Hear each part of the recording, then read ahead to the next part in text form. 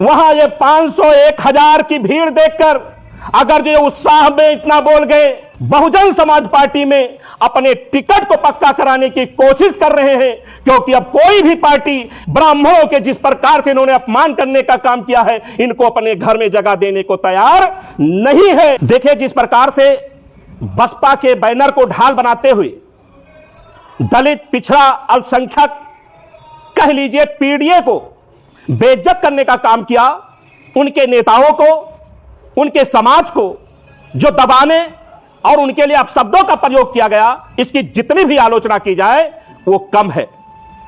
मैं आप लोगों के माध्यम से कहना चाहता हूं कि बसपा के मंच को ढाल बनाते हुए जिस प्रकार से उस मंच से पूरे पिछड़े वर्ग को गालियां देने का काम किया गया, उनको अपमानित करने का काम किया गया, जो बहुजन समाज पार्टी अपने आप को बड़ी अनुशासित पार्टी मानती है, उस बसपा के मंच से यह दलित, पिछड़ा को गाली देना कितना उचित है, मैं आप लोगों से जानना चाहता हूं। सवाल है, मन से कहा गया कि पीडीए ब्राह्मण क्षत्रिय को देखना नहीं चाहती।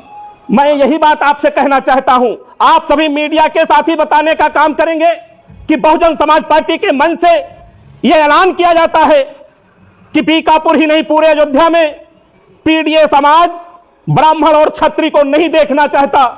क्या आप पीडीए समाज से ब्राह्मण क्षत्रिय के दूरी बनाना चाहते हो या नई राजनीति करना चाहते हो? क्या जितने सांसद और विधायक ब्राह्मण क्षत्रिय बनने का काम किए हैं, क्या उनको दलितों का वोट नहीं मिला, पिछड़ों का वोट नहीं मिला, अल्पसंख्यकों का वोट नहीं मिला? क्या जिनको इन्होंने वोट दिया है, क्या वो इस्तीफा देना चाहेंगे?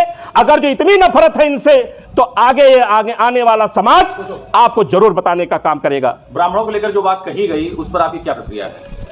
देखिए, आप लोग भली भांत जानते हैं कि ब्राह्मण समाज को लेकर के जो एक बहुजन समाज पार्टी का बैनर और ब्राह्मण को ढाल बनाया गया, इसके बारे में कोई छुपी हुई बात नहीं है। क्या पूर्व मुख्यमंत्री उत्तर प्रदेश के एक बेटी का, जिनका नाम रीता बहुगुणा जी है, क्या वो ब्राह्मण की बेटी नहीं है?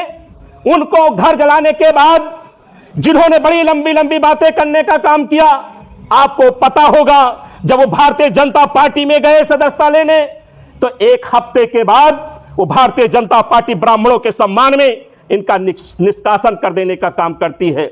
जिस पीडीए के नेता को ये मन से गाली देने का काम कर रहे थे, अपमानित करने का काम कर रहे थे, उसी पीडीए के द्वार पर गुलदस्ता लेकर के पिता और पुत्र लाइन लगाने गए थे, लेकिन उन्होंने भी ब्राह्मण समाज के सम्मान में इनको अपने घर में एंट्री नहीं देने का काम किया।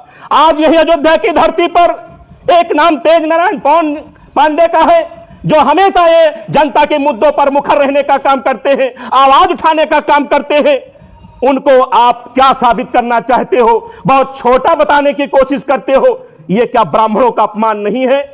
मैं आप लोगों से पूछना चाहता हूं, ये ब्राह्मण हितैषी नहीं, ये सिर्फ बहुजन समाज पार्टी में अपने टिकट को पक्का कराने की कोशिश कर रहे हैं, क्योंकि अब कोई भी पार्टी ब्राह्मणों के जिस प्रकार से इन्होंने अपमान करने का काम किया है, इनको अपने घर में जगह देने को तैयार नहीं है। ये ब्राह्मण हितैषी नहीं हो सकते हैं, जिन्होंने ब्राह्मण समाज के इतने बड़े परिवार का घर जला करके पूरे प्रदेश को संदेश देने का काम किया है, वो कभी हितैषी नहीं हो सकता है। 2007 के बाद 2026 में बसपा का मंच मिला जितेंद्र सिंह बबलू को, पूर्व विधायक को। कहीं ऐसा तो नहीं कि हतोत्साहित होकर के ज्यादा बोल गए? ठीक कहा आपने कि देखिए, जब किसी को बहुत दिन बाद मंच मिलता है, तो मैं कहना चाहता हूं, अगर जो वहां ये 500 1000 की भीड़ देखकर अगर जो उत्साह में इतना बोल गए, तो इनको मैं बताना चाहता हूं, अभी आप लोगों ने देखा इसी फैजाबाद की धरती पर एक कुर्मी महाकुंभ हुआ था, जिसमें हजारों नहीं लाखों की भीड़ हुई।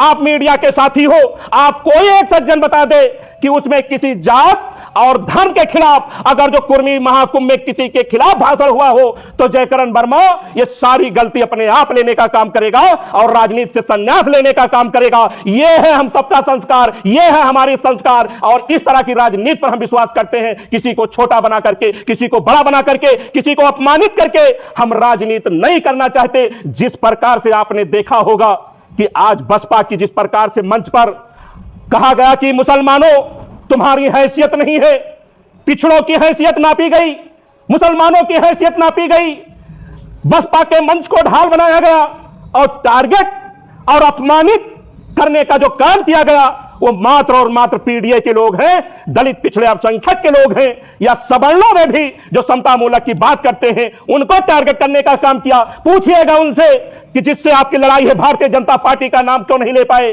भाजपा का नाम लेने से क्यों डर लगता है आपको? अगर जो दलितों पिछड़ों अल्पसंख्यकों की लड़ाई लड़ना चाहते हो तो यहां का एक बात मैं आप लोगों से कह दूं, बहुत से लोग बहुत से खुशियां मना रहे होंगे, लेकिन बीकापुर की जनता, बीकापुर के लोग आज अलग से खुशी मना रहे हैं कि इनके जैसे लोगों के बड़बोले बयान से, इनके आने से जो समीकरण बनता दिख रहा है, अब बीकापुर में कुछ अलग ही संदेश होने वाला है, ऐसा मैं आपसे कहना चाहता हूं। आने से और कौन जो है ब्राह्मण समाज को अपमानित कर रहा है, किनके आने का, किनकी बात कर रहे हैं?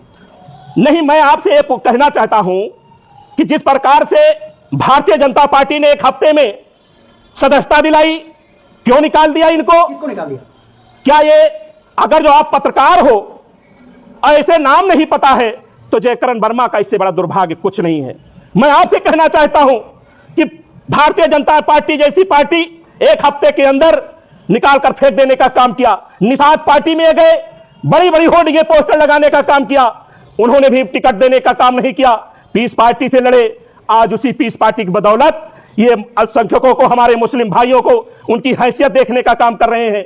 तो ये सारी चीजें आपके सामने हैं। किसकी बात कर रहे हैं आप किसकी बात कर रहे हो? अगर जो इतना आपको नहीं पता है, बहुजन समाज पार्टी का मंच लेकर के जिन्होंने अल्पसंख्यकों, दलितों, पिछड़ों को बेइज्जत करने का काम किया है, इससे ज्यादा क्या कर पाओगे?